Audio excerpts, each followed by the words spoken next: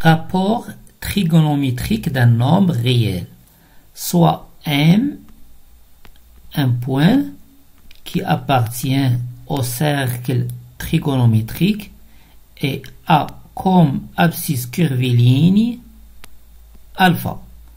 Alors, M, elle est de coordonnées cosinus alpha, sinus alpha.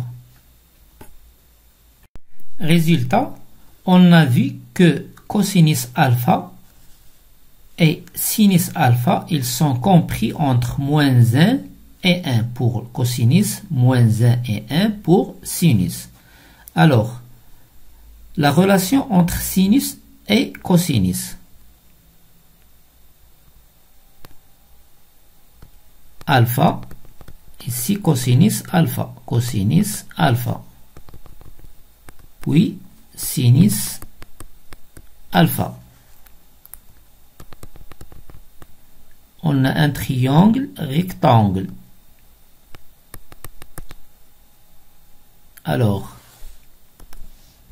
d'après Charles, ici c'est sinus alpha, puis cosinus alpha.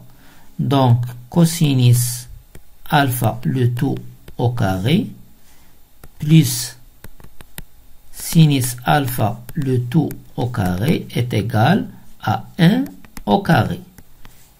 On l'écrit cosinus alpha le tout au carré, on l'écrit cosinus carré alpha plus sinus carré alpha est égal à 1.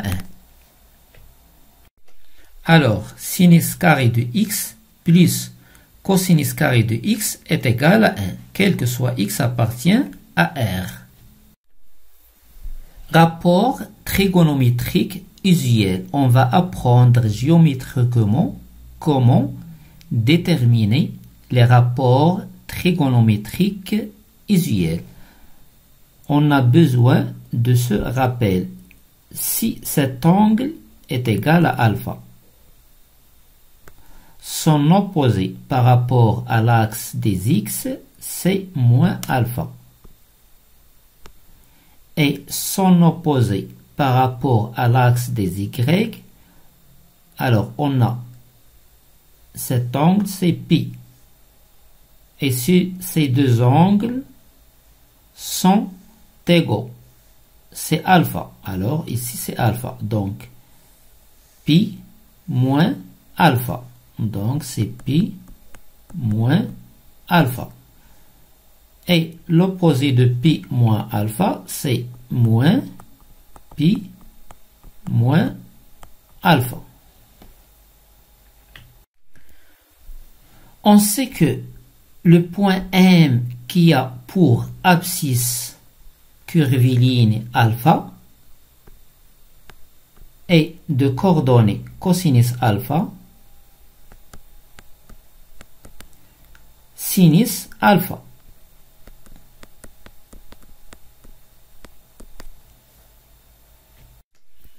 Au point I, l'angle c'est 0 radian. Les coordonnées du point I sont 1, 0, c'est-à-dire que cosinus de 0 c'est 1, sinus 0 c'est 0. Au point J, l'angle c'est pi sur 2. On a ici pi, donc demi-pi, c'est pi sur 2. Les coordonnées du point J sont 0, 1. C'est-à-dire que cosinus pi sur 2 est égal à 0, sinus pi sur 2 est égal à 1. Les coordonnées de ce point, c'est moins 1, 1, moins 1, 0. Et elle a comme abscisse curviligne principale P. pi, c'est-à-dire que cosinus pi est égal à moins 1 et sinus pi c'est 0. Même chose pour moins pi. Ce point, l'abscisse curviligne est l'opposé de pi sur 2, c'est moins pi sur 2. Les coordonnées sont 0, 0, moins 1, 0, moins 1. Donc, cosinus moins pi sur 2, c'est 0. Sinus moins pi sur 2, c'est moins 1. Pi sur 6, on l'obtient en projetant 1/2 de l'axe des Y sur le premier quart du cercle. Ça donne pi sur 6. Et en projetant pi sur 6 sur l'axe des X, on obtient racine carrée de 3 sur 2. Toujours avec 1/2, on a la racine carrée de 3 sur 2 parce que le carré de 1/2 plus le carré de la racine carrée de 3 sur 2, ça donne 1. Et en utilisant ce résultat, alors cet angle ici égale à pi moins alpha, c'est-à-dire pi moins pi sur 6, pi moins pi sur 6 qui est égal à 5 pi sur 6, 5 pi sur 6. Et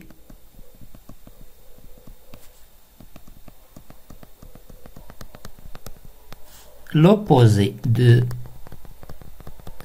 pi sur 6 ici, c'est moins pi sur 6. L'opposé de 5 pi sur 6, ça fait moins 5 pi sur 6. Ici, on a moins 1/2, moins 1/2.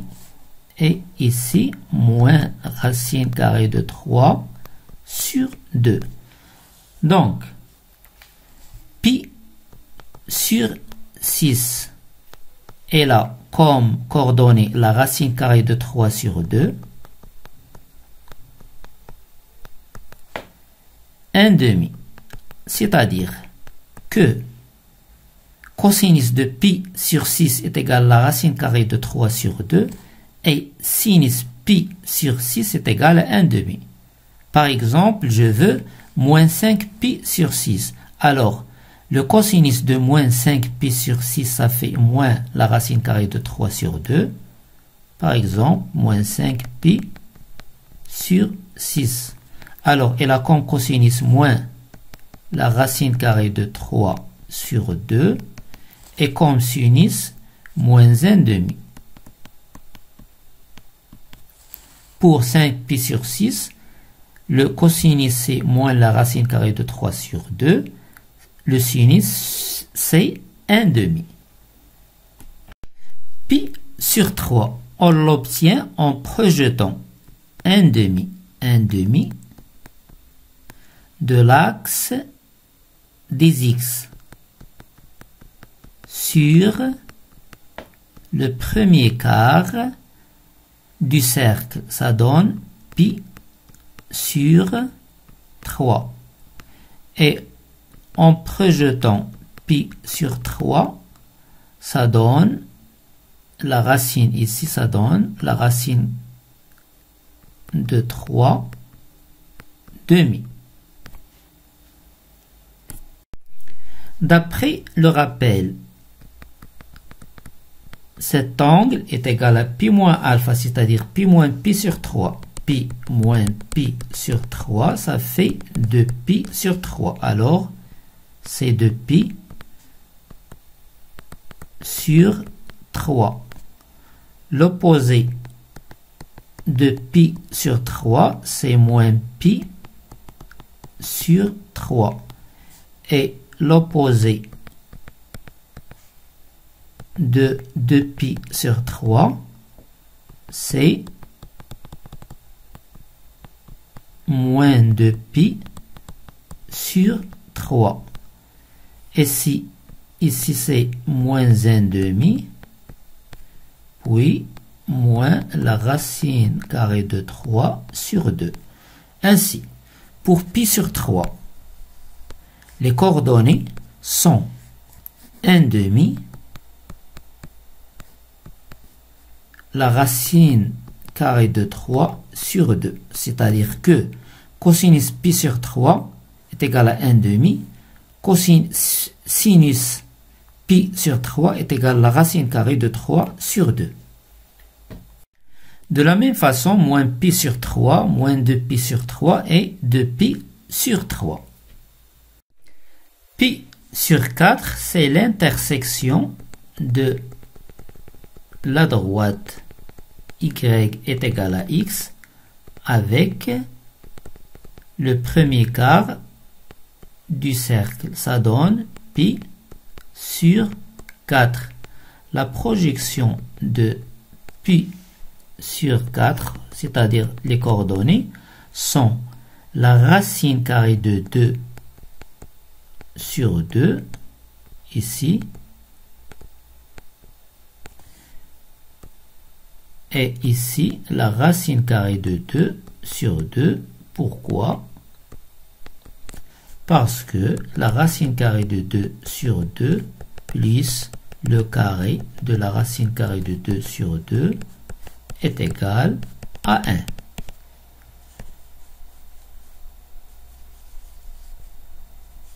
Alors, d'après toujours le rappel, on a ici pi moins pi sur 4, ça fait 3pi sur 4.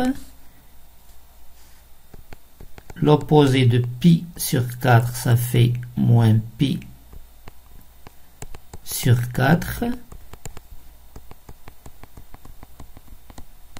Et l'opposé de 3pi sur 4, ça fait moins 3pi sur 4. Donc, on a moins la racine carrée de 2 sur 2. Même chose, moins la racine carrée de 2 sur 2. Donc, pi sur 4 a comme cosinus la racine carrée de 2 sur 2, comme sinus la racine carrée de 2 sur 2. La racine carrée de 2 sur 2. Par exemple, 3pi sur 4. 3pi sur 4. On a ici, les coordonnées sont toujours commencées par cosinus moins racine carrée de 2 sur 2, racine carrée de 2 sur 2. Ainsi, on a appris à déterminer le cosinus et le sinus des angles usuels qui sont le 0 et ses dérivés pi sur 2, pi et moins pi sur 2, pi sur 6 et ses dérivés qui sont moins pi sur 6, 5pi sur 6 et moins 5pi sur 6. Même chose pour pi sur 3 et pi sur 4.